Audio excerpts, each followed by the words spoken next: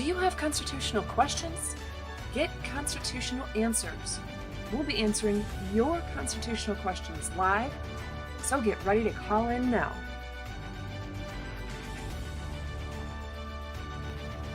Are you a prosecutor, law enforcement officer, or local government employee? Want to make sure you are executing the laws in a constitutional manner? Are you a city council member, township board member, or state legislator? Want to ensure the laws you pass are constitutional? Perhaps you're a citizen who wants to know the proper limits on government and the protections for your God-given liberties. Regardless of your role, call me, Constitutional Attorney Catherine Henry, with your constitutional questions during our live call-in show now at the phone number listed on the screen. And remember, together we can restore freedom. I pledge allegiance to the flag of the United States of America and to the republic for which it stands, one nation, under God, indivisible, with liberty and justice for all.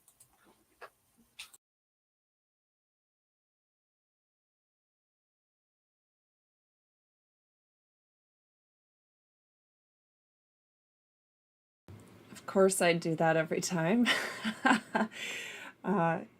Good morning, good afternoon, depending on what time zone you're joining us from today. I'm Constitutional Attorney Catherine Henry, and it's a pleasure to have you join us today for our live call-in show where we're going to answer real-life questions about the law and the Constitution. One of these days I'm going to remember to make sure my mute is back off when we come out of that video, because I just don't like any background noise coming through while we have that soft intro video playing. So anyway, it's nice to see you guys in the chat. I'm going to go ahead and let's see. Want to chat about 1A stuff? We could certainly talk about First Amendment stuff today. See if I can put the right, click the right buttons here today. All right, so a lot going on.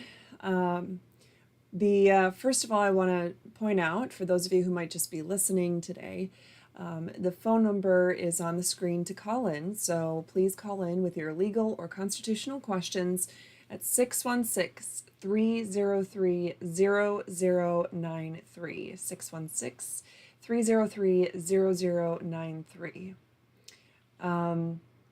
All right, so, and you have to forgive me with the person with the username Eyes on the State. I don't recall if you've been in the chat before, if we've talked at all, if I know you in person or anything like that. Usually I try to remember when we have people that have joined us before, but anyway, I think you were the one that was asking about, chatting about 1A stuff. Anyway, I'd love to have your subscribers join us here today, join us in the future, check out my website, anything. All the stuff that I do is, it's on a donation basis, so it's for free, so that people, the average everyday person, can defend themselves, can defend their rights. And for those people who are courageously and righteously trying to serve in government, I'm also here to provide that, nudge in the right direction, to be able to answer those questions about what is the right way to act in a given situation. What steps should you take? What kinds of things should you be looking at? We welcome everyone here for those purposes. As usual, if you're here just to stir up trouble or, kind of cause issues, whether it's, unnecessary insults to other members of the chat or to callers or things like that, that's what my mods are there for. They're going to put you in a timeout or have you taken out of the channel, chat altogether, depending on what the situation is. We do appreciate the First Amendment, but there's just no reason for unnecessary nastiness. Respectful discourse and dialogue is what actually solves problems and makes the world go round. So anyway, with that being said, okay, so we haven't spoken yet. So I haven't totally lost my mind and forgotten someone who I should know. That's good to know. What state are you from, Eyes on the State? Not that it really matters in the long run, because whatever state you're from, you're welcome here. We've had several people call from outside of the country. So you don't even have to be calling from a state, but I do like to kind of see where our reach is and where we're able to help people. Plus, if you do ever ask a question, sometimes it's always helpful to have the jurisdiction. So I know if it's something that I actually know off the top of my head, like a fair amount of the laws and constitutional provisions from the state of Michigan, or even the state of Florida, the state of Minnesota, where I initially started practicing many years ago. Or if it's a state that I don't have any personal knowledge or experience in, but I can at least tell you what the general rule of thumb might be. So anyway, let's see, and let me see if there's any questions. And I don't see Lori in the chat yet. Let me just scroll real quick. So I'm going to go ahead and give you guys an example. So if you have a question,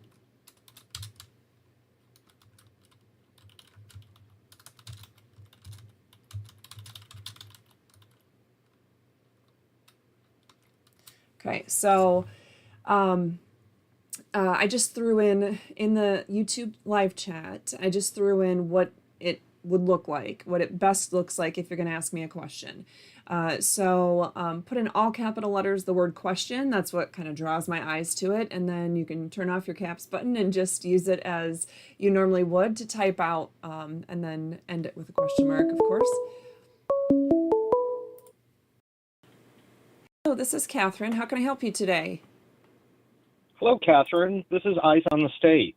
Oh, great. And what state are you calling from? I am in Florida, in Tampa Bay. I'm the one that's been with you in the chat, typing back and forth. Today, yes. Okay, great. I just didn't see if you had answered yet from where you were, so. Yeah, you've probably got a delay on the stream, like 15 seconds or so. I would assume that's what I do when I do it, so. Okay. All right, so what kinds of First Amendment topics did you want to touch on today? Well, I'm in Florida, and I do a lot of government content.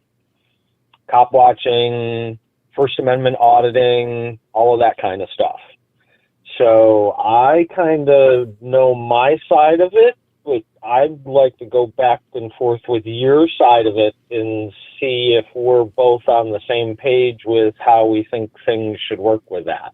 Sure. And then in reality, how they do work. Okay. Sure. If you want to.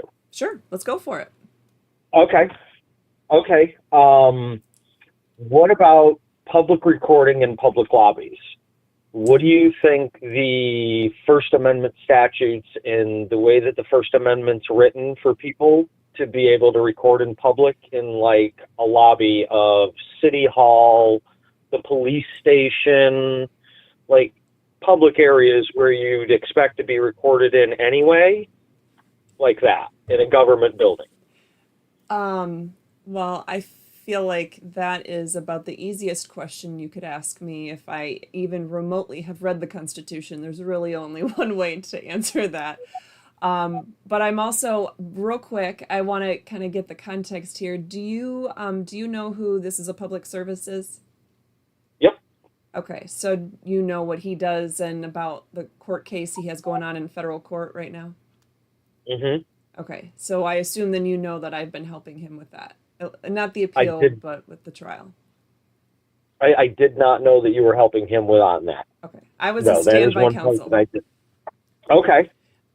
So if that kind of gives you a little bit of a preview to my answer, but so in general, there are some convoluted, ridiculous statutes on the books being enforced that can make this a complicated answer in practicality. But correct. When it comes to straight up constitutionality, does anybody have the right to record anywhere in public. I'm going to expand that, not just from public lobbies in public buildings or whatever, however you said that, but anywhere in public. The answer is I will be yes. anywhere in public. Yeah. Anywhere where you are in public where you don't have an expectation of privacy, then somebody has the ability to record you without seeking your permission. That is the way the Constitution is written. That is Correct. that would best enshrine the rights that we have on that topic. Correct. I'm with that on that. Now, what should the normal person do that isn't involved in this type of activity every single day, like me per se, or you, or anybody else that's an activist that does this a lot?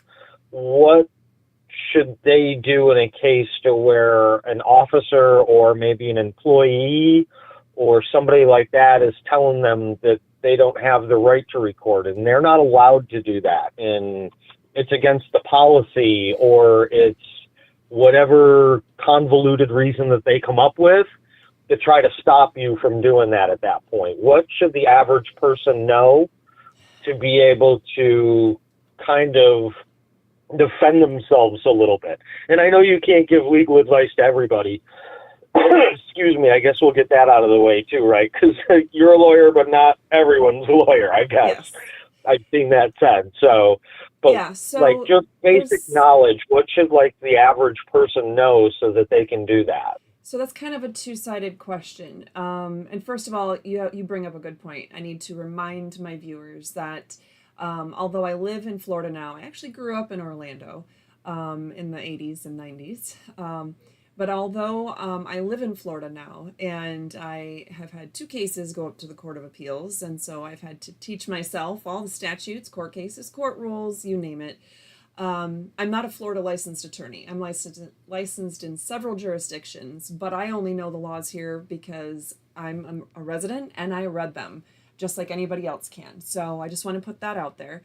So if anybody's thinking of contacting me because they want me to help them specifically with a Florida case, unless they pay for my Florida bar admission, that's not going to happen. Actually, yep. I can't even... I didn't initially think I was going to help Foshin with his case. I went to support him as a friend to a hearing, a year and a half ago.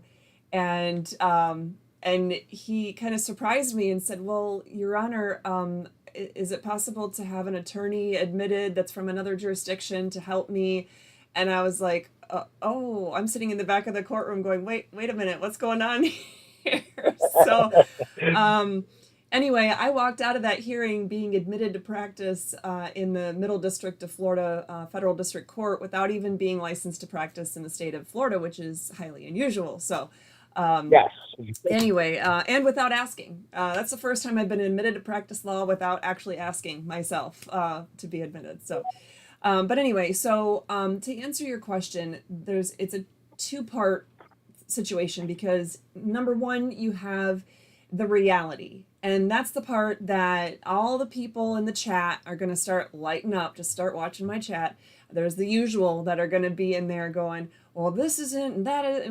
Okay, but Yep. Practically speaking, if you are not ready and willing to be arrested for doing nothing wrong, for actually violating, for having your constitutionally protected rights violated, perhaps by an officer trying to arrest you for something where you did not actually violate a law, or because you are supposedly violating a law that is perhaps unconstitutionally written. Those are the 2 scenarios. If you're not willing to be arrested for that cause, then you need to be prepared to say, maybe one gentle pushback and go, oh, I'm sorry to hear that your policy does not abide by the Constitution, but our Constitution protects our right to record anywhere where there's no expectation of privacy. And here I'm in a public space where everyone has the right to exist. I'm not bothering anyone.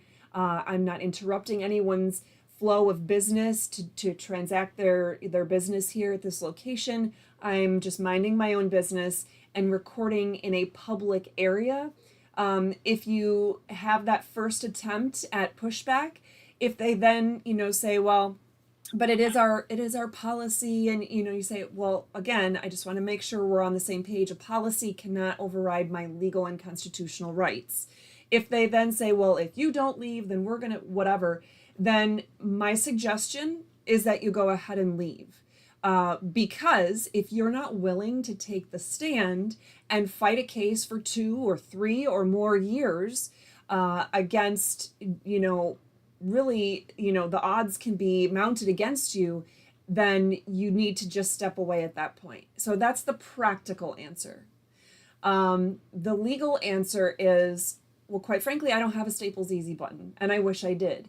But the general rule of thumb, and the hard part is you're asking me to answer a question, in theory that can apply to somebody who's maybe in a shopping mall doing some recording, or standing on the sidewalk outside of a business, or who goes into City Hall in the main corridor, or, a wide variety of different concepts, right? And it would be great to have. What's that? Let's try to keep it more of like traditionally publicly owned and public spaces, like sidewalks, city buildings, police departments, that kind of stuff. Because once you get into privately owned stuff like malls and that kind of stuff, the rules change a lot because it's privately owned, and it changes quite a substantial amount at that point. Actually, I'm going to push back on that with you and say, oh, okay, good. No, because if you are in a publicly accessible space during the time in which it is publicly accessible. So I'm not talking about being at a mall at 3 a.m. I'm talking about being at a mall at 3 p.m. on a Friday afternoon during busy season. And you are simply recording. Now, no one's going to say, oh, that's a municipal mall, because, well, I hope there's no municipal malls. We know there's a lot of government crap that shouldn't exist that does, but I have not heard yet of a municipal mall. So it's a privately owned entity.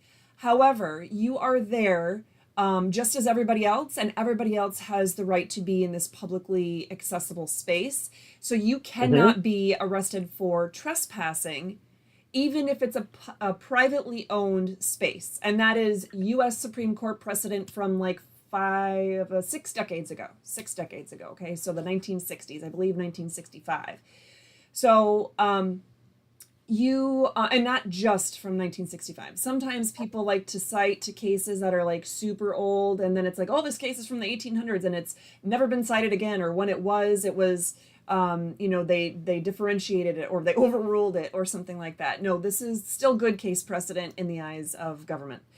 So at any rate, and I think it's important to note, because people, this issue came out in 2020 especially, right? 2020, 2021, where you had all these COVID regulations, and you had requirements to mask or jab or this or that in order to be able to enter a private business, let alone a government entity. So just to be clear, even though I'm saying that they're really the same in many respects, let's focus on the private entity for a minute to make clear this conversation. A lot of freedom fighters, I'm going to use that in air quotes, but a lot of freedom fighters often will say, well, a private business is allowed to exclude whoever they want to for whatever reason. And I would say, no, that's not exactly right. Because it is definitely not appropriate for someone to turn someone away because of the color of their skin. Or simply because, let's just say it's a store. You can't turn someone away from your store simply because they're in a wheelchair or they use a cane. And obviously there's some products and services that clearly cannot be used with somebody that's in a wheelchair. But we're not going down that intricate road. We're talking about, somebody who sells milk and eggs. You can't say, I'm not going to sell you milk and eggs because you're in a wheelchair. You can't say to somebody, I'm not going to sell you these milk and eggs because you're Black or you're Asian or you're Mexican. That is absolutely not okay. So privately owned businesses, do not have the right to just exclude anybody for any reason whenever they feel like it. And that's where you get into what is the government's role? Well, the government's role is that equal protection of the law. Equal protection of the law. So many times we focus on equal protection arguments as well, the government is violating my right to equal protection because, they're coming after me and not coming after other people similarly situated to me. That's what we normally think of as an equal protection argument. But if you boil down the words of the actual text, equal protection, meaning the ways that the law is supposed to protect our God-given liberties. And that's actually the only function government is supposed to do. It's supposed to protect our God-given liberties so that when I own my piece of land, if somebody else is trying to come onto my land and murder me just so they could take my land, there's going to be some sort of consequences. They're not allowed to do that. So at any rate, kind of trying to reel it back in, but we got to keep some of those big picture things in mind. So private entities did not and do not have the right to say, you cannot come in here if you're not wearing a mask. Because if for no other reason alone, they can't discriminate against people who are medically unable to. I am medically unable to walk around wearing a mask all the time, which is why I never did that. In 2020, 2021, you name it. And initially, because I knew that I had many different fights to fight, I decided, you know what, I'm going to ask my doctor. I had my primary care physician write a simple little doctor's note explaining that I cannot wear masks. And I brought that around with me. I literally printed it off. I carried it. I had it on my phone, of course, but I carried a paper copy with me, had it in my car. And I would be willing to show it to businesses who were freaking out because they don't understand the law and the Constitution and human rights and all that fun stuff. And all they were thinking is, well, there's an executive order that says, well, that's too bad because executive orders are not law. So at any rate, so a private business though, and one of them that was my absolute favorite American business, and for many reasons it still unfortunately is Menards, which they don't even have down here in the South. But it's like the only place on the planet that you can go and buy any kind of hardware, nut, bolt, tool, whatever, and school supplies, and a gallon of milk, and a frozen pizza, and stuff for your pool, and Halloween decorations, and you name everything you need. Yeah, you can survive living in a Menards, right? So, and the weirdest thing is, we think of businesses like Walmart, Target. What I almost said Kmart. My daughter said to me the other day, "What's Kmart?" I was like, "Oh my gosh, I'm old."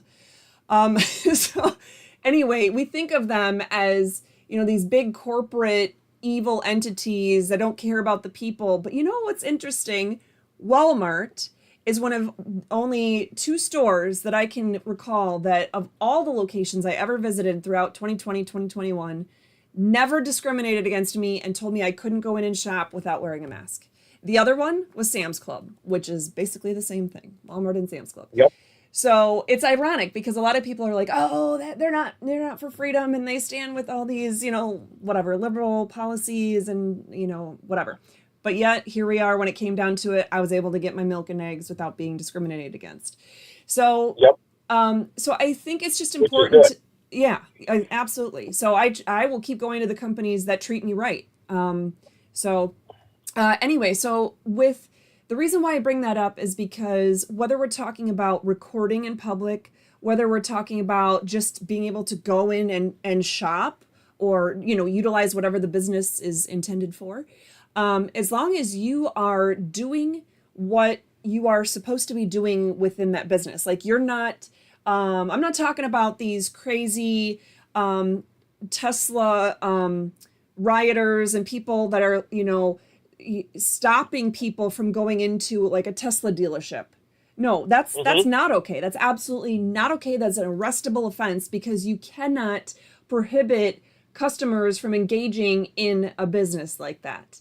Same thing is, now I'm totally pro-life, but I understand we still have jurisdictions where abortion is still good law in the books, supposedly. And so you have abortion facilities and then you have pro-life facilities. Now, this goes both ways. You can't have protesters, say pro-life protesters at an abortion clinic, stand in front of that abortion clinic and blocking someone's access. You can't do that.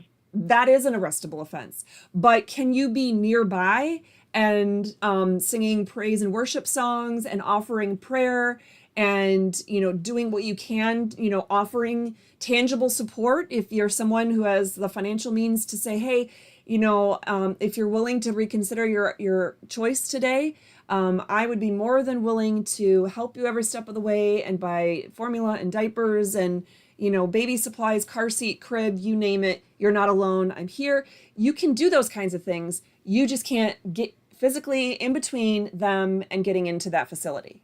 So the reason why I bring up all those examples is because whether you are protesting, whether you are recording in public, whether you are just trying to exist without wearing a mask, all of that has the same commonality. And if you are not interfering with the normal course of business, right? Somebody else might create a scene because you're there doing what you're doing, but that's not what I'm talking about. Yep. If you yourself are not interfering with the normal flow of business, whether it's a private business or a governmental entity, then you cannot be criminally trespassed from that property, which is the main number one go-to for legal recourse against people when they are doing any one of those activities. That's the threat. You're going to be trespassed. You're going to be arrested for trespassing.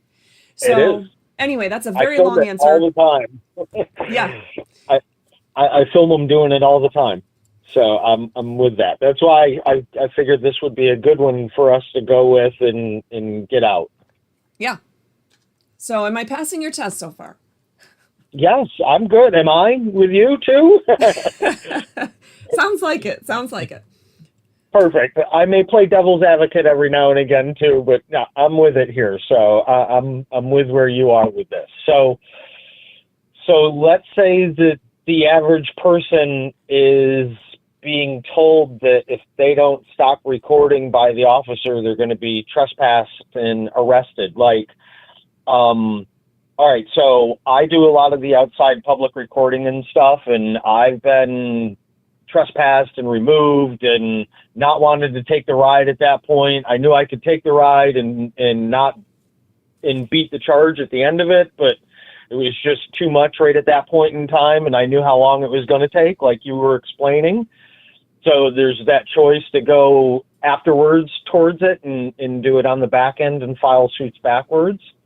But like Liberty Hangout, she's been going to these farmers markets lately and these public spaces where these city boards that they've got, the community boards that they're forming for businesses or the such, have these groups that they rent the streets and they shut down the streets for the farmers market, and then they designate these spaces as private property at that point because they're, quote, permitted through the city.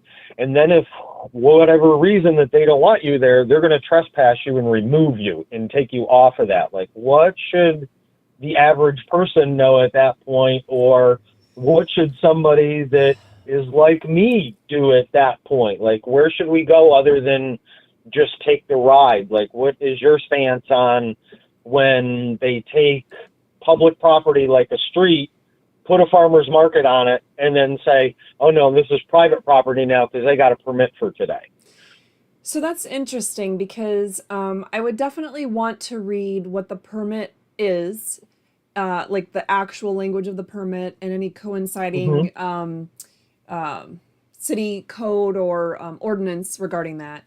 But I also would be, I would have to know the context. So for example, a typical farmer's market is going to be something where they're advertising open to the public, all are welcome, whatever, something like that. And maybe they even have Facebook or Instagram advertising, website advertising, whatever, but at least some sort of signage saying that it's open to the public.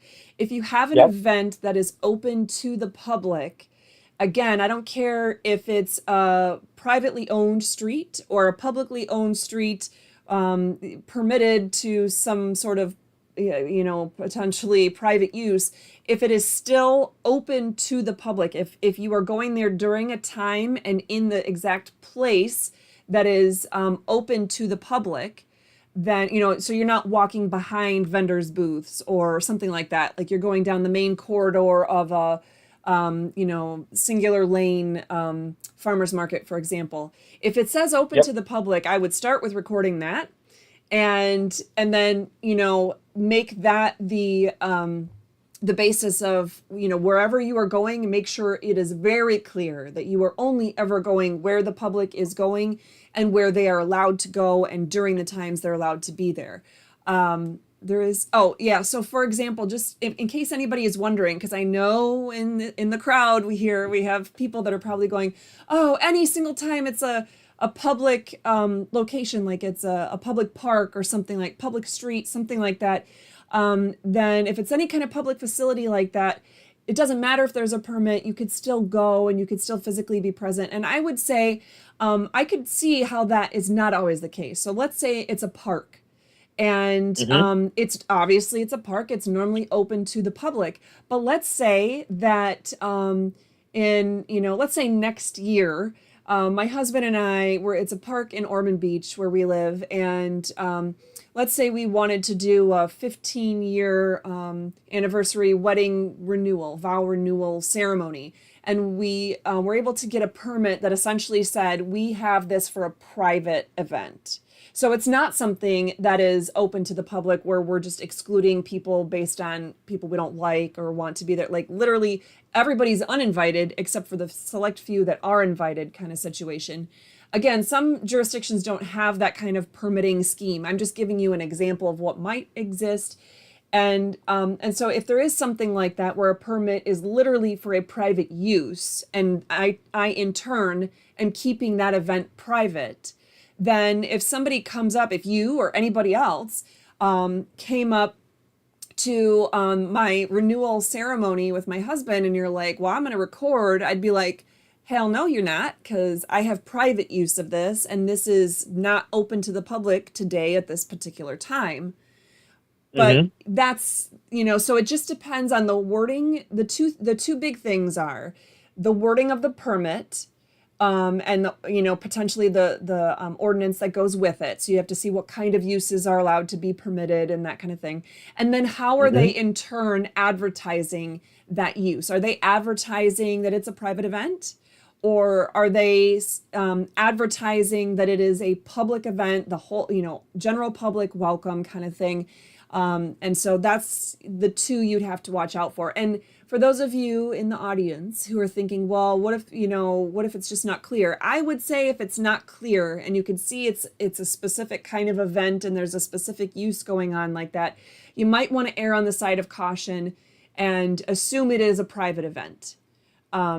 Because think about it from the perspective of somebody who is just an average Joe who's having some sort of private event. Albeit maybe there's going to be 300 people there, it could still be a private event, or by invite only or whatever.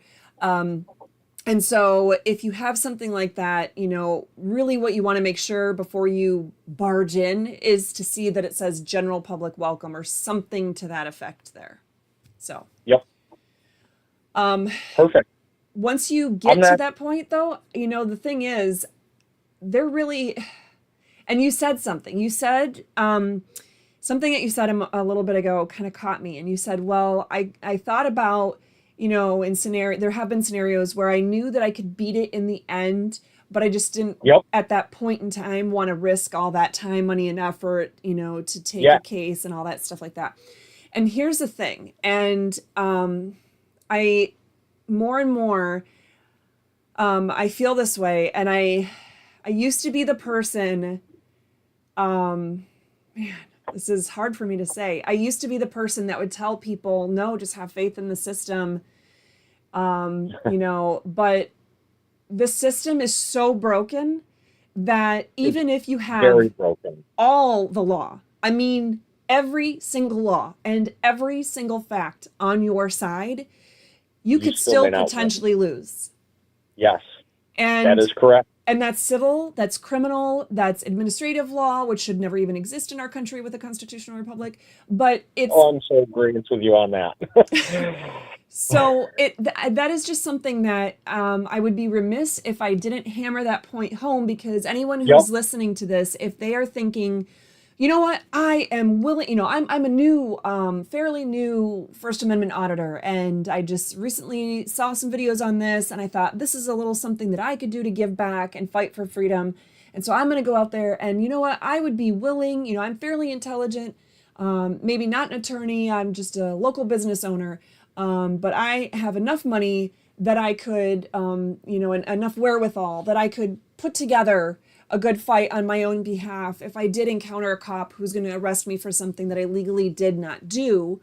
And that's all great and fine and dandy, but I just need people to recognize that when you're doing the right thing for all the right reasons, and you have the law on your side and you have the facts on your side, you can still 100%, this is totally a legit thing to be concerned about, you could still practically end up with a judge, an appeals judge, a next level up appeals judge, a state Supreme Court justice, that all say either, nope, you're wrong, or we don't care about the law, or we don't care about the Constitution, or in the appeals context, you can have judges that just say, just not ready to hear the case, just not going to take the case on.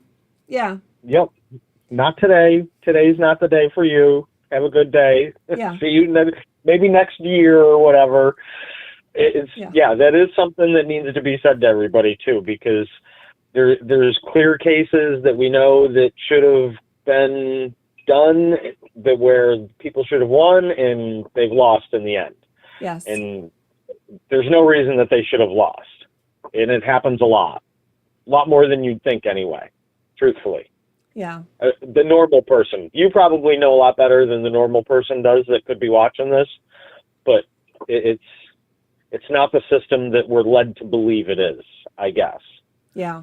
Is the best way to put that. and the thing is, it could be. And that's why I guess the devil's advocate in me, it can be. It's not the system itself. It's not the framework with which we can work, right? It's the people in each individual role. So even if it's just attorneys, we look at and say, okay, we have a lot of bad judges and whatever, but if we actually had legitimate, intelligent, hardworking, and competent constitutional attorneys, and I don't say constitutional in the sense that they're going to specialize in the Constitution. I just mean constitutional in the sense that they're going to follow the damn Constitution because they took an oath to do so in order to be an attorney. Then if we just had attorneys, if 98%, if 90% of the attorneys, if 70% of the attorneys that were licensed to practice law in the United States actually were intelligent, hardworking, and competent in the Constitution, then our system would be so much better off. Or if you want to focus on judges, if we elected or ensured that those that were appointed were getting into office that were, again, intelligent, hardworking, and, competent in the Constitution at all, our country would be far better off. Or if we just focus on local government officials or legislators, holy cow, think of all the things that we could do, how we could totally turn our country around if our legislatures were comprised of people who were intelligent, hardworking, and actually gave a crap about the Constitution and were constitutionally competent. So, it is possible with the system that we have. With our constitutional republic, we don't need to rewrite all that. We need to have individual people that band together with other individuals that are like-minded and continue to learn about the Constitution, continue to educate others about the Constitution, and who continue to really fight for freedom. So, and not based on political ideology, which is what unfortunately the Democrats do. Yes. Now let's go with your thought process on that. Like us with our videos, we fight for these guys and we kind of video these people because they're doing the stuff that they shouldn't be doing. They're misusing funds, they're abusing people's rights, they're not respecting the public that they're working for. Those are the people that normally make it onto our videos and normally go viral and stuff like that. So what do we say to the people, or what do you say to the people, or how do we convince the people that are in there going, they're just doing their job? That's what their job is. Don't film them. You're just in there causing problems. When reality, we're the ones that are exposing what's happening and stuff. So how would that, what do you think we should go there with? How would we do that? Oh, okay. So Because that sounds like it's something with your last point was we needed to get together and stuff. So how do we convince people on that other side to see that we're just not there instigating these people, that we need to say that we're just carrying our camera in and this is just how these people are behaving, and it's just because that camera is there that their sense of power kind of overwhelms them at that point, I guess. Or I don't know what it is with most of them, the way they behave. So there's so much to unpack there, but we're gonna, again, this part is focusing, just for the audience, on government. So we're talking about government interactions for the sake of this part of the conversation. And so there's so many aspects there. I'm going to start with the one that I think is the most central to this. And that is, if you work for the government in any capacity, shape, or form, you are bound to uphold that Constitution. So wow, I cannot believe that I actually don't have all these quoted in the back of my mind anymore. But for example, in the state of Michigan, even if you are, whether you're a volunteer or whether you're paid, whether you're full-time or part-time, whether you're the janitor or whether you're a principal at a school or a governor of the state or whatever, there is a constitutional provision that says that you have to take an oath, the oath of office, that includes that oath to defend and support the U.S. Constitution in the state of Michigan. So people often think of that as just, it's part of the papers you sign. It's just part of your HR package, and you don't really look much into it. Most people don't ever read those documents. As an attorney, I would tell anybody, don't ever sign something if you're not going to read it. So regardless of what it is, but certainly an oath. And so at any rate, whether somebody is there just doing their job, number one, they have a duty. Their number one duty is to ensure that they are following and abiding by the Constitution. That is their number one job. If they are violating the Constitution by whatever it is that they are doing, then they are violating that oath. But to see it from a different perspective, if they are violating the Constitution, then they are, shoot, just lost where I was going with that. Oh, goodness. I had told you this one's loaded. It has too many points to it. It is. I wanted I'm sorry. to get it all. No, it's good. It's good discussion. I just, I guess I have too much else on my brain today, and it's not all flowing. But you can't just say, well, somebody is just doing their job, because if they are not following the Constitution, if they're violating the Constitution and they're a government official, then they're literally not doing their job. Their job is to follow the Constitution. So whether they're just a paper pusher, at the front desk of a city clerk's office somewhere, or they are a legislator or a governor or whomever it is, a cop, you can't say, oh, well, they're just doing their job, and so, stop instigating, stop, that's not even the word that's best used there, synonym to instigating, basically. But anyway, you're riling somebody up because you're showing up with a camera. No, our job in a constitutional republic, the whole point of a republic is that we, the people, retain ultimate control and authority in our government, and we elect people to represent us and to do the specific jobs and functions that are within the proper roles of government. And so we have a duty to oversee that. We absolutely have a duty to make sure that our government is doing what it's supposed to. Now, that doesn't mean necessarily that we go in there and we demand certain actions from a certain low-level employee. It depends on the context. And that might truly be over somebody's head because they might just know their little box. However, if what they're doing is, if a typical act of what they're doing, that they should know that their little tiny realm of government function, if in acting within that little realm, they are violating somebody's rights, then that's fair game to say, wait a minute, this is not okay. This, you're trying to do this over here, but actually my rights are that you have to do it this way, or you have to provide this service or this document or whatever.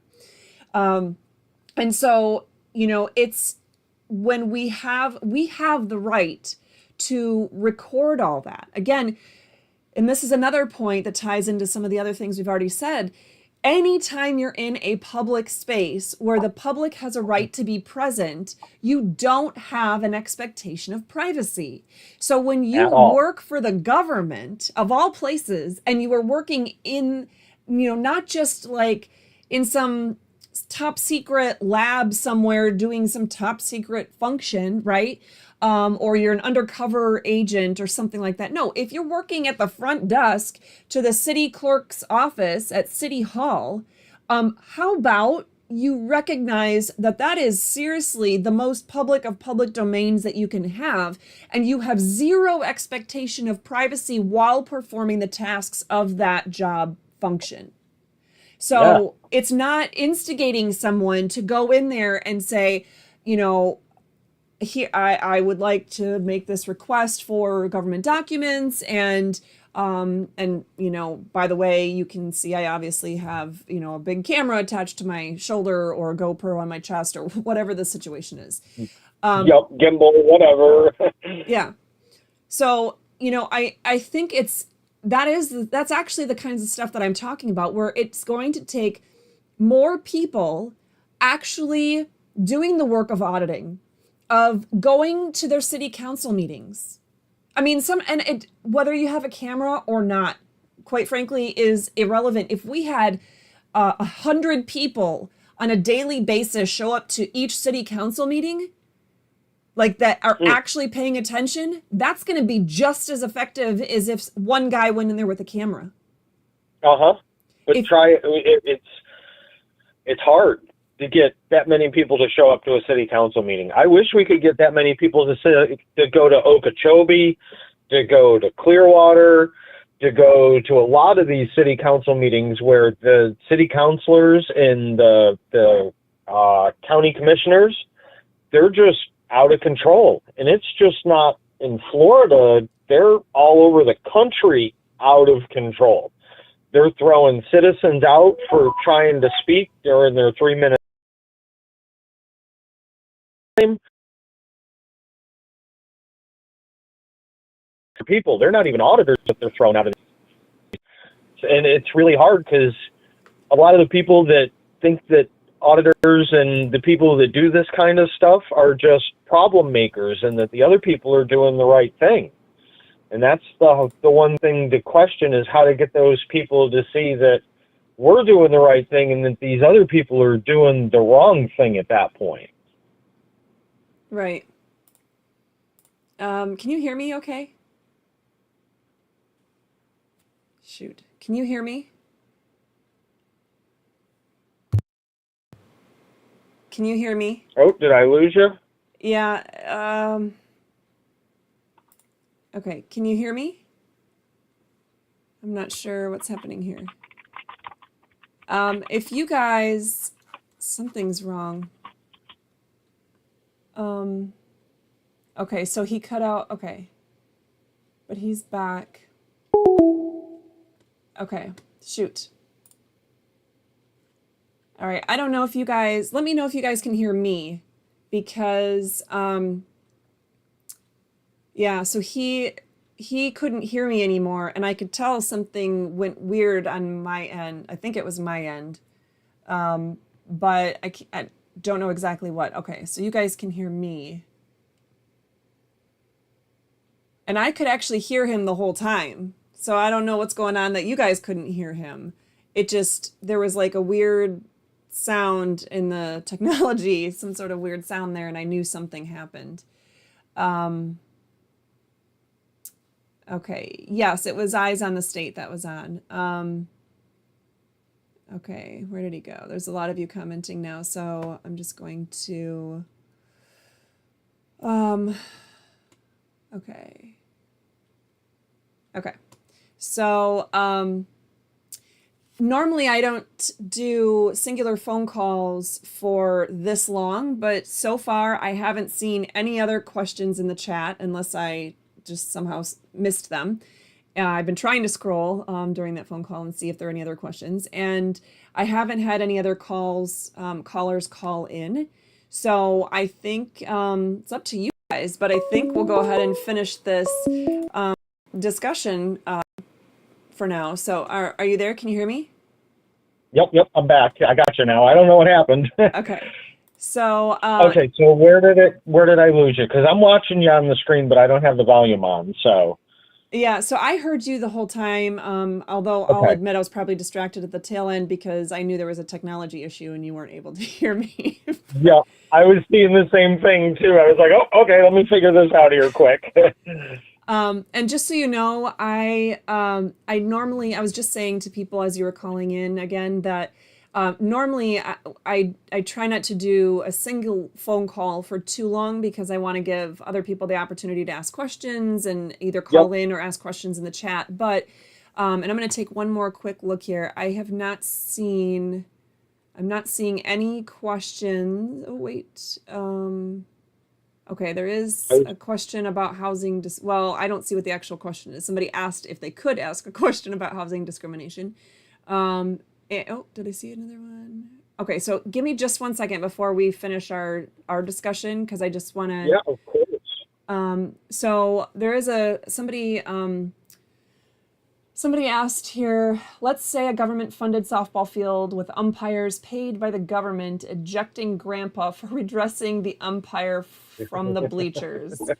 I saw that earlier. I was going to say something, and then somebody said something below it and answered it really quickly, and I was like, okay, we'll just keep going. I was watching the chat with you too, so. Okay. Yeah, I didn't see that one until just now. That must have been I don't know what the full context of the question is, so I'm just going to hit hard pass just because I think that was within the context of what we were talking about, and I don't remember now at this point, unfortunately, what the question is getting at there. So I apologize to whoever it was that asked that question as I'm scrolling back through here just to make sure. I think it could have been a strategically worded question, possibly also, if you get my meaning to that. We have a lot of strategically worded questions on this channel. And I notice I have at least 2 mods in the chat today. But let me see. Shoot, there was, I thought, oh, where's that lady?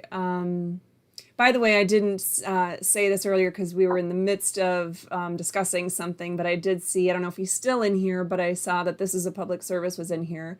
Hello, I miss you. Come back. But anyway, and I, yeah. Yeah, if somebody's got a question, or I'll definitely, I don't want to monopolize your time either. I understand that. I would like to speak, though, at some time afterwards. Yes, and I'm just, oh, did I see one? Shoot. Oh, no, it was just the person asking if they could ask a question. If you have a question, go ahead and ask the question, and I will tell you if it's something that I can answer or not. It doesn't really do a whole lot of good to just ask if you can ask a question. So go ahead and just ask a question, put it with the, question in all capital letters and throw the question on there. Like Jay Curvitt says, she has question in all caps, and then is a public meeting put on YouTube, is it a public record? Ooh. So yes and no, it depends. Yeah. So, for example, when I was on when I was a township trustee for Georgetown Township in Michigan, that was our, it's basically like city council, but township style, 50,000 residents though.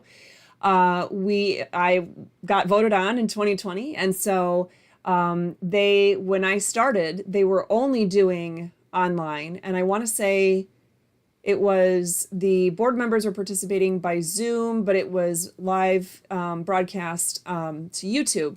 Interestingly enough, I think it was through a particular, I think it was like the township, gosh, what was his name? Anyway, I think it was the township supervisor. That doesn't seem right. But anyway, he was a paid employee, and it was like his YouTube channel is where it was actually being live streamed. So I think that was a little not so cool.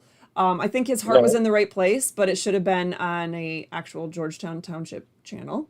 But yeah, anyways, so when it's like that, when it's a government meeting in a government being broadcast through a government social media platform, then I would definitely argue that it is a public record and that they have a duty to maintain that public record. I do wonder, Jay Curvitt, if I'm remembering correctly, you are from Pennsylvania and you're the one on the Zoning Board of Appeals. So if there's something more to that, I'd be interested. If there's any other part of that question I can answer for you. But let me just double check. That might be the last question we had.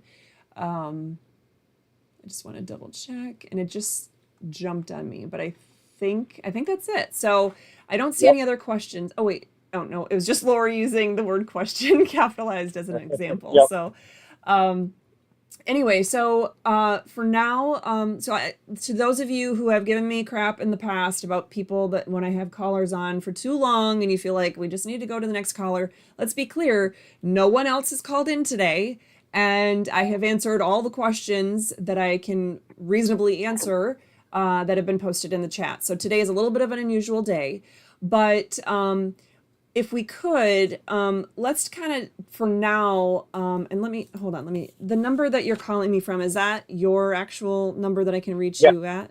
Okay. I'm just going to write it down before we continue so I don't forget. And do you, do you advertise what your, are you only, I forget what your YouTube handle is, but Eyes on the State. Yeah. Are you only known publicly by that, or do you have a actual first name you use? Pretty much by that for the most part. Okay. We'll go. I'll give you when we talk in a little while. Okay. And I do my best. You can ask. This is a public service. I do my absolute best to keep them, separated and to not out somebody. If it does, it's no big deal. Pretty much everybody knows who I am already. Everyone, anyway. The trolls have already, outed me and made video. Yep. Yeah. I guess. And the only thing when all this, I've been fighting against government corruption for years, but in 2020, when I really decided to take it on and take on the Michigan legislature, take on the governor, take on the attorney general, all at the same time, I was stupid enough to stand on the steps of the Capitol and tell people my address and phone number in case they wanted to reach out and ask follow-up questions when I gave a speech. And a few thousand people did do that. And then some decided to use that information for death threats and other kinds of things. So I now use a P.O. box as my advertised address, and I do not put out my personal cell phone number on the internet anywhere at all. Yep. So, correct. But 100% with that. But anyway, so we will follow up with each other. Yes. But meantime, though, if we can, for purposes of today, is there one last point that you think you want to drive home, or a small new question or anything like that? No, I'm good. I just saw call in, so I figured I'd call in and we could chat for a minute and get some people and give some information and go over it. And it seemed like the chat liked it, and I don't know if they want us to keep going or not. I would definitely invite this to continue in our next show. Okay, but we can do that. For today, I was kind of hoping to end at the 1 hour mark instead of the 2 hour mark that I've been kind of doing. Okay. Gotcha. Not a problem. So I do want to say, just for everybody else to hear as well, that I have a feeling that this is, now let me ask you, have you met This is a Public Service in person? I don't think so. I Have you, may have, but I don't think so. do you know James Madison Audits? Yes. Have you met him in person? Yes. Okay. So I assume that you guys met doing something similar in this type of thing. Like you didn't just run into each other at Publix? Yes. Okay. Yes. I've been doing this for years and years and years and years. Okay. I've been doing this for a long time. A long time. Like So, I've been all over the southern United States, California, Nevada, the border. I filmed the election. I had a lot of mask fights and arguments with government officials over it. I've been out in Okeechobee lately with Warren Sapp and the armed fishermen okay. and those guys with dealing with Okeechobee's government and Clearwater's government. Yeah, so. So I'm going to just say this, that I feel like there'd be some good opportunities that perhaps you, This is a Public Service, and I could all meet when he's back and available. I know he's got some different family things he's doing for a little bit anyway. And he's not going to hang out with me on my birthday. I don't know what kind of friend is going to do that, but whatever. This is a public service. So anyway, because we know I'm turning 21 this year. Nice. Yeah, if only. I have 3 kids that are 21 and older, so I don't think I can be 21.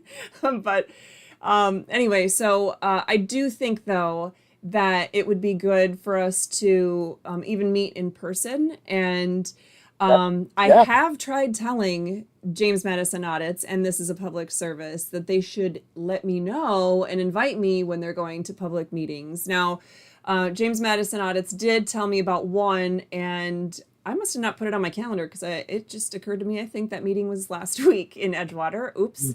But that was the only one he ever told me about. I actually am interested in, and I would have to be, let's be honest, I'm not 100%, I don't know every single Florida statute, and I don't have everything memorized yet, but I would be, neither do I. I would be very interested in actually being boots on the ground as far as having, statutes at hand, having constitutional provisions at hand, that kind of thing. And if the people that are listening to this now or later, like if you want to share this on your channel, I already have. Okay. So if people on your channel, my channel, whatever, watching this now or later are interested in seeing someone, a constitutional attorney, actually serve as boots on the ground and be at meetings and doing some of this stuff, I am more than willing to do the work it takes to get licensed here in Florida. But since I have worked pro bono for 5 years, there's no way I can pay for that.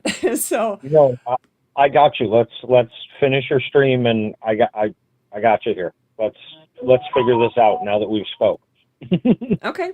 So I'm going to go ahead and disconnect from this call. And I do see I have the one question was clarified in the chat. So I'll answer that, and then I'll follow up and touch base with you. I just have to do the end of stream stuff on my end, and then I can touch base with you. So.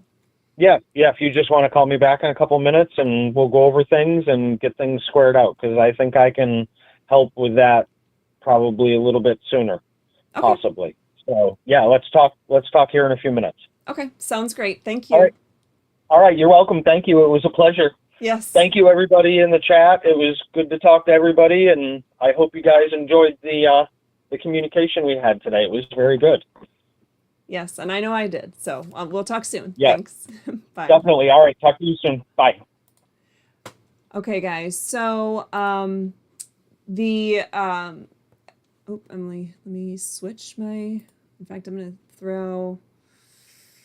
Actually, take that back. I'm gonna throw this screen on real quick, so we can still see some live chat. But anyway, so Ooh, and there's a good point that was made there too. Somebody in the chat. I want to get back to that. Hopefully I remember. Okay, so I'm putting on this screen because I don't want anybody else to call in, but I do want to answer the question from Cheryl. My daughter has a disability and has been denied several reasonable accommodations for more time to find suitable housing. The landlord offered no justification for the denials. Oh, I wish I could answer that. Quite honestly, there is a lot more to that. That's even more loaded than what his question was on the phone earlier in this session. I don't know exactly what kind of housing this is, what the situation is, what kind of other housing is she trying to get into, what is the disability, what were the reasonable accommodations being requested, because again, just because you're saying it is doesn't mean it is. Not like I'm trying to give you a hard time, but I'm just, that is the reality. Does it qualify as a true reasonable accommodation under the ADA, that kind of thing. So there's a lot there, but I wish I had a little bit more on that. If you want to kind of flesh out some of the more, bullet points of that, and you want to call in the next show so that I can actually ask you questions back and forth to fill in whatever gaps, that would probably be the best way for me to be able to really answer a question. Just, as far as, and I don't even know what the question is. You're telling me what the situation is. I don't know what the question is. So, but it seems like it would be a good question, and I can certainly do my best if you want to call in the next time, which would be the second Tuesday of the month at noon.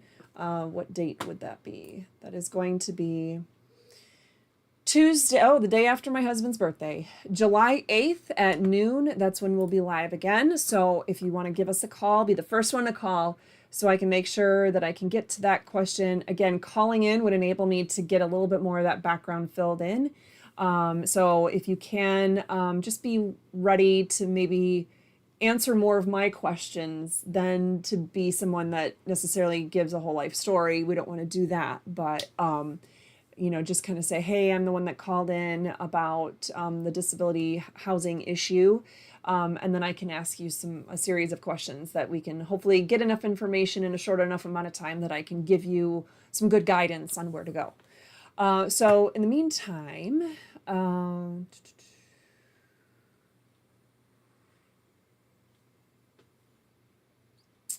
okay, and somebody did say, please like, share, and subscribe. So yes, please do that. I wish this software was super easy that I could just grab one of the comments and then have it like plastered across the bottom, like when I used to do that with some of the other, like StreamYard and stuff like that. But unfortunately, at least I don't know how to do that using all the free stuff in OBS. So, oh, okay. And I apologize. It looks like 10 minutes ago, Constitutionally Correct had a question. What makes it hard to see that you had a question is that your entire username is all in capital letters.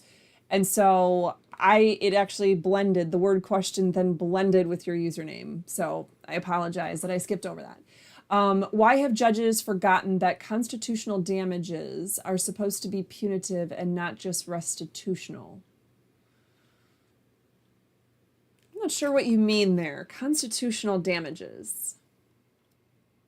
If you want to tell me what part of the Constitution you're talking about, we could go there. As far as why judges have forgotten anything, well, that's because most of them don't care about the Constitution, let's be honest. So I guess I could just say that's the answer to your question. But I'm not sure really where you're going with that. And what kind of case you're talking about and things of that nature. Who would the parties be? Okay. Oh, shoot. It just jumped again.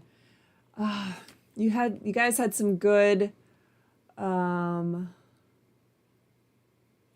man, there was so much. I was going through it and I'm trying to see all caps question something.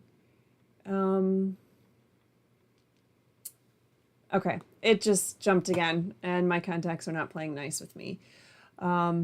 So anyway, the comment that was made, if I could only remember what the comment was, let me see if I could see it real quick here. Okay, somebody was saying something about it'd be necessary to have, love, care, and empathy are the key. And I'm not sure exactly what the conversation was with regarding that, but it brings me to a point that I just wanted to say that I didn't quite say completely. When it comes to the question that was asked by our caller, Eyes on the State, when it comes to the question that was asked there about, essentially, what are some good pieces of advice to give to the people that, actually his question was asking about how do we win over the people that are saying we're just antagonizing. That's the word I was looking for, not just instigating, antagonizing. That's even stronger. Okay. So antagonizing these government workers by walking in there with a camera and, making these public records requests or whatever it is that we're doing with a camera. So one thing that came to mind, though, is it's going to speak volumes if First Amendment auditors or any kind of members of the public, right, who are trying to just oversee what their government is doing, whether you realize you're being a First Amendment auditor or not.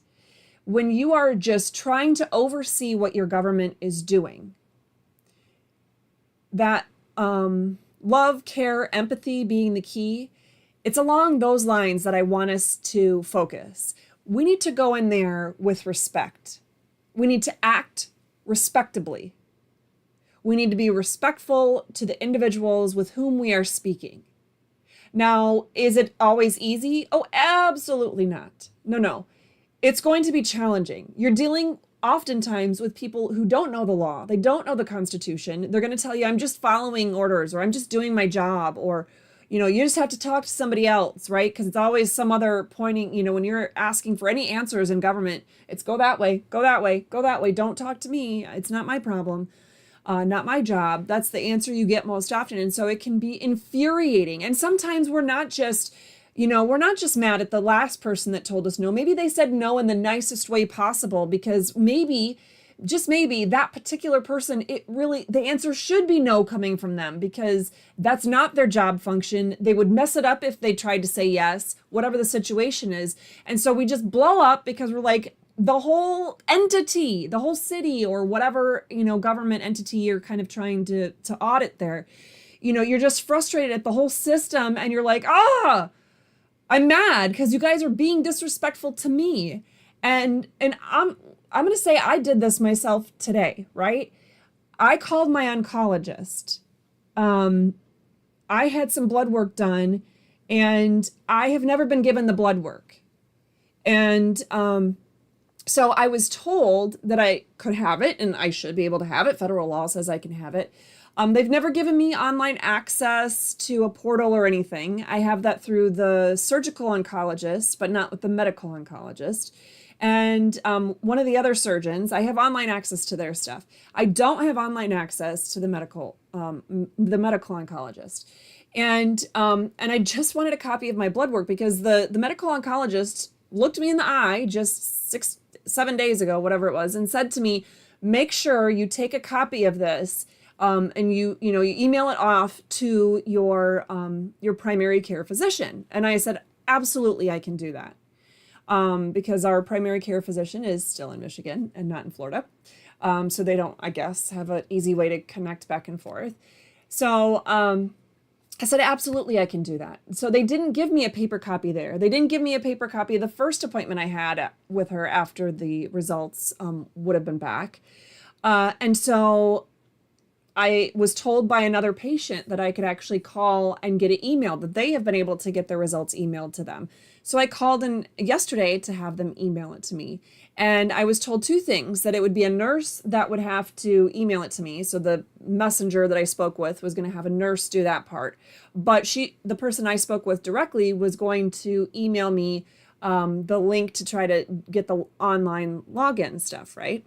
So I said, that's fine, but I want the records emailed to me immediately in case I have issues with this online records access, because I've never dealt with it with this office and I need to make sure I'm not dropping the ball on getting these records over. So I never got the email yesterday. So I called today, and actually I wasn't going to call, I was going to wait to the end of the day and try to be patient on it. But I had a voice message from this morning. Somehow I missed it in getting ready and getting my daughter off to surf camp. And the voice message was, well, we just don't do that. We don't send any records via email, so you can come into our office or you can use the online portal. I never got the email to do the online portal. Still, I've not gotten the email, and I'm not going back in because clearly they're not giving me it when I go every single time. And that's not appropriate patient care.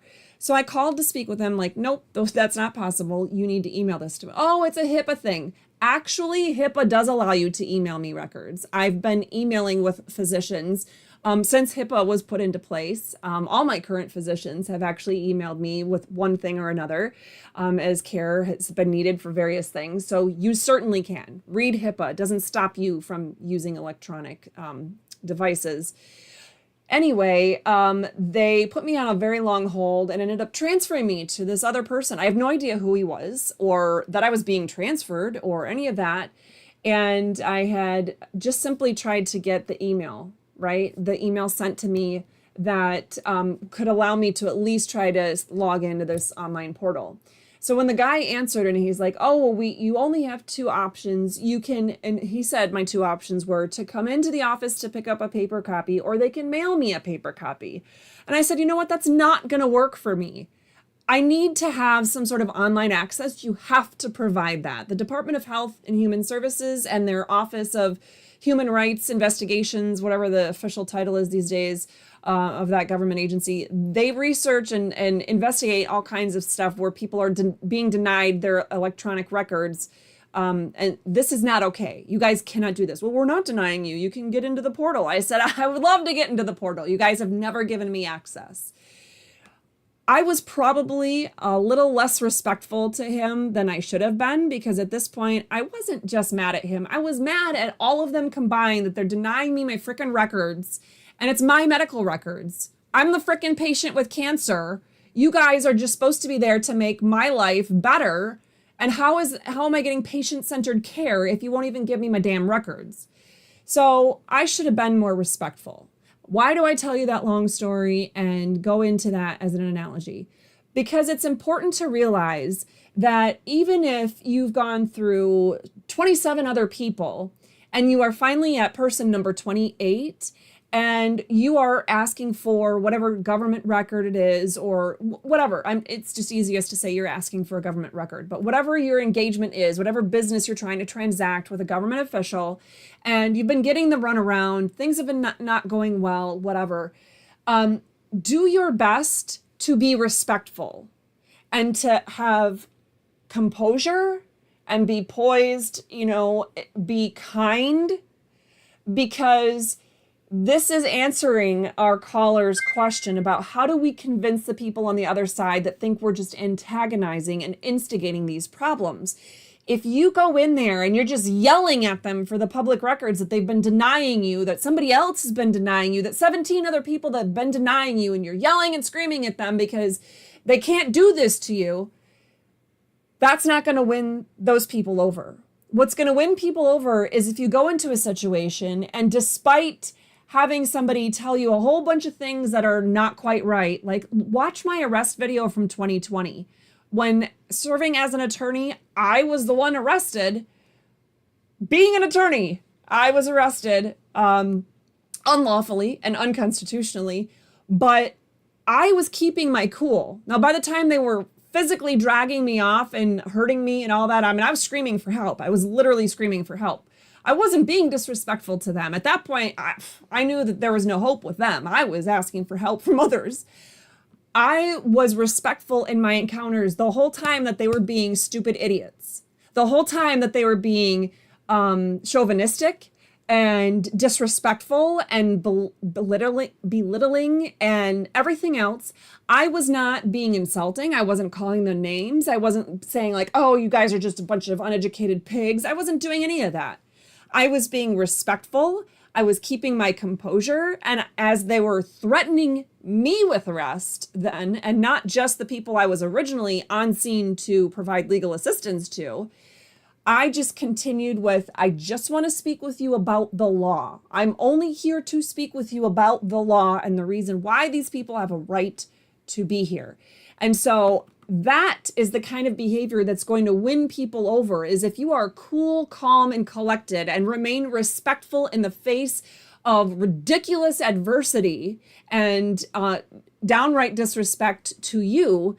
If you remain firm in your stance, but respectful, that's what's going to do it. So again, that may not be anything where the YouTube handle Truth and Reality, the comment that they just said, love, care, empathy are the key. I have no idea what topic they were referring to when they said that, but that comment made me realize that really the answer isn't so much the things that we need to say directly to those other people that are like on the fence or going like, gosh, I don't know, you're antagonizing. It's how are we doing it? How are we going in there? Are we going in there with guns blazing? Are we going in there with a cool confidence and a respectful demeanor? Are we trying to build bridges? Are we trying to enable that government official or government employee? Are we trying to enable them to do the right thing? In every encounter, are we giving them a true opportunity to do the right thing without being smacked in the face verbally for, recognizing the previous wrongs? That's what we need to be doing. They're human beings. And the more you go in there just like, you've always been wrong, and you've done me wrong here, and you've done me wrong there, and you're doing wrong now, they're not going to be, willing to go, oh, you're so right. Oh my gosh, I was wrong. I didn't read that statute. Sorry, dude, let me fix it. No, they're going to be like, what the hell? Get out of my face. It's just a fight or flight response type of thing. It's fight or flight, right? So they're going to retreat and go into some other office, or they're going to fight back with you in some way, shape, or form. They're not going to take that middle road where they're going to then have, engage in respectful communications with you if you've already taken it up to here. If you've taken it up a notch too many, they're not usually going to be the ones to bring it down. So even if they're the ones trying to bring it up a notch, if you just keep trying to bring it back down, and in every scenario, in every circumstance, you're trying to give them another opportunity to do the right thing and follow the law and follow the Constitution and, uphold your rights or whatever the situation is. If you just say, hey, I understand we may have had some confusion before, but I'm going to ask you, please, could you provide this, XYZ government document, because pursuant to MCL 162.758, I'm allowed to have these election records, or whatever it is, right? That is not actually a reference to any particular piece of Michigan election law. I don't know which part of the Michigan election law I would have just referred you to, but anyway, you get my example there. So anyway, that's what's going to win other people over.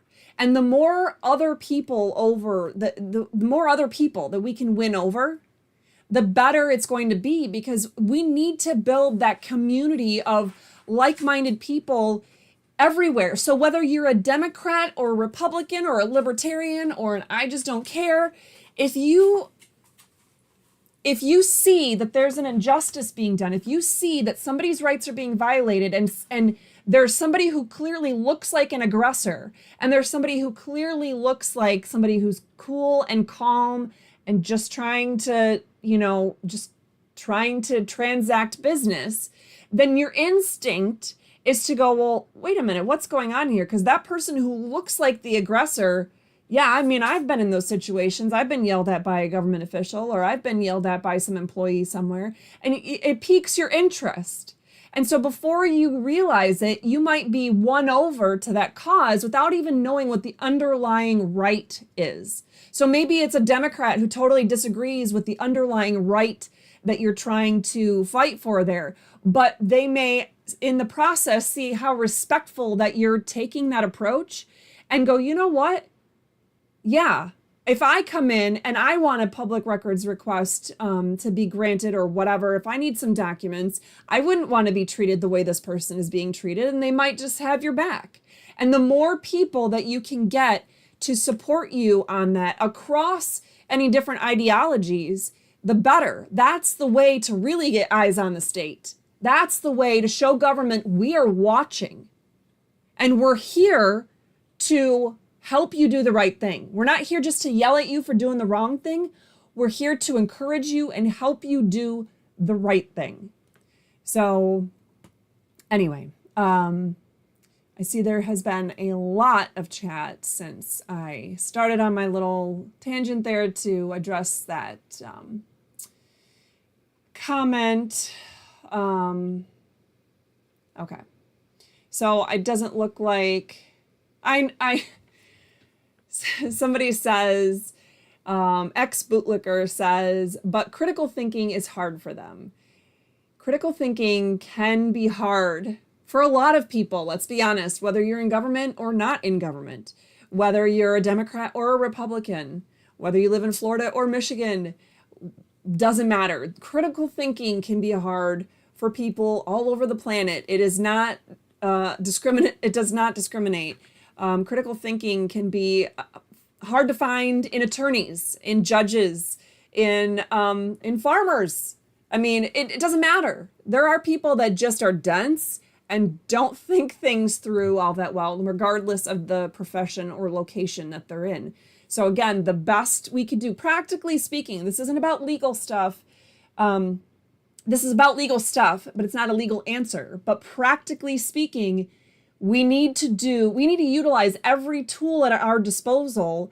And that includes having community with people. That includes engaging with people on a human level in a way that they are most realistically going to provide the result that we're looking for. That's what it's all about. What are you doing to try to get the result that you're looking for? If you go in there guns blazing, yelling at somebody for being a blithering idiot, are they likely to give you the result that you're looking for? So are you looking to be right? Or are you looking for the government document? Or are you looking for whatever, fill in the blank there? So anyway, all right. So I'm glad that you guys have had lots of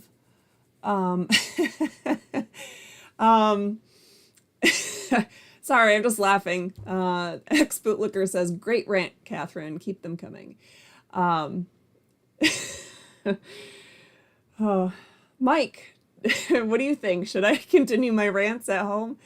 No, I'm just, anyway, my mind's going into all kinds of different directions at the same time.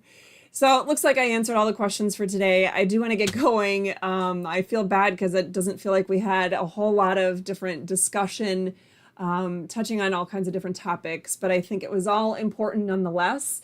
I would encourage you to go ahead, please hit that share, subscribe, and like button. Check out the links that are on the screen here for those of you listening on a podcast later on.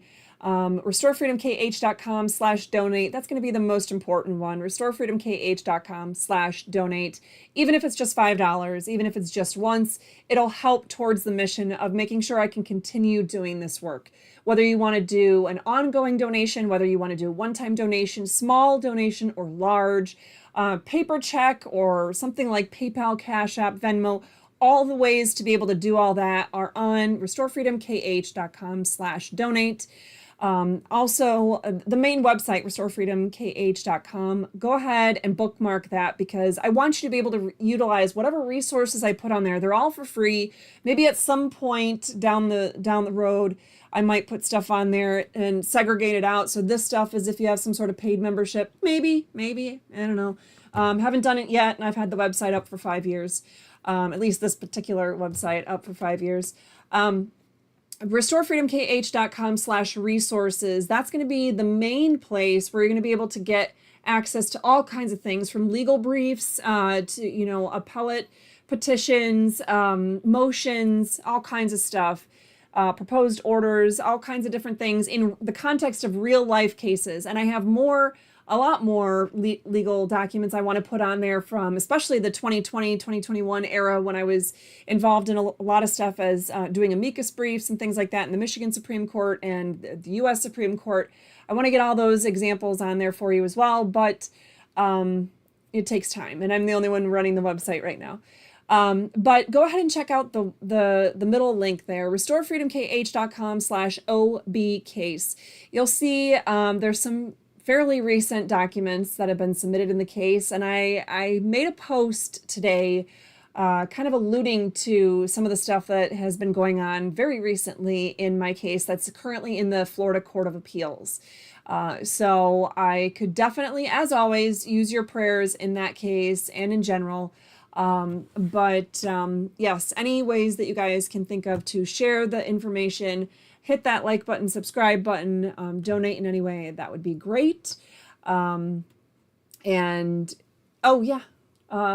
Well, as of right now, I don't remember what I changed it to, but as of right now, the description of this video has some of those links as well that Lori was pointing out. So, all right, I think we've got everything. Last time thank you, Annie. Annie says you do an amazing job at what you do. We need more people in this line of work.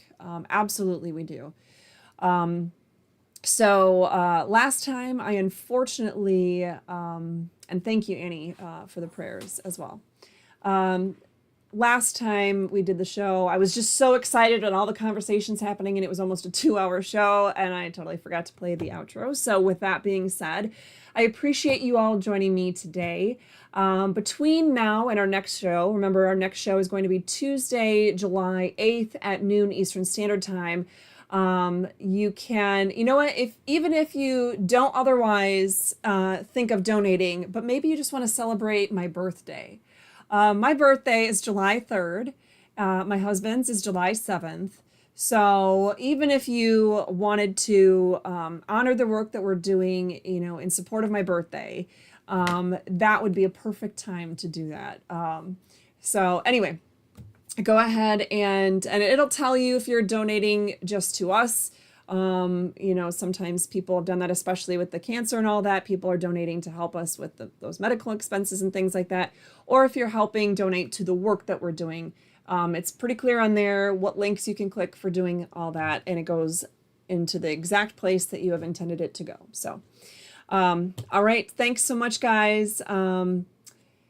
Please join me a week and a half from now in remembering to celebrate our freedom and support and defend our Constitution always, and appreciate this great country in which that we live.